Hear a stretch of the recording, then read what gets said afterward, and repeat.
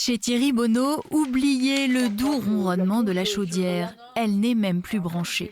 Depuis le mois de mai, ça fonctionne très mal. Ils sont venus, 7-8 fois. Ils ont changé les pièces.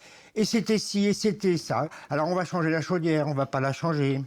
C'est ci, c'est ça. En attendant, on n'a pas d'eau chaude, on n'a pas de chauffage. Après de multiples relances auprès du bailleur social, Thierry a fini par obtenir 2 radiateurs électriques cet automne. L'ancien artisan vit très mal la situation.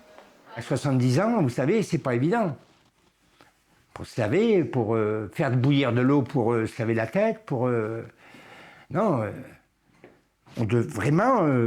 je suis... c'est un autre monde.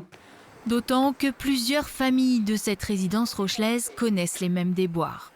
En cet hiver particulièrement rigoureux, des dizaines de témoignages affluent d'immeubles, souvent récents, dans lesquels il fait 8 degrés.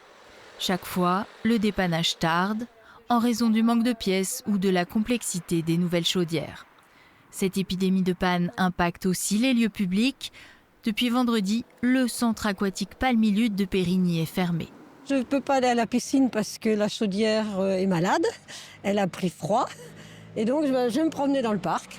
Voilà, il y a un parc à côté, donc je me réchauffe de cette façon.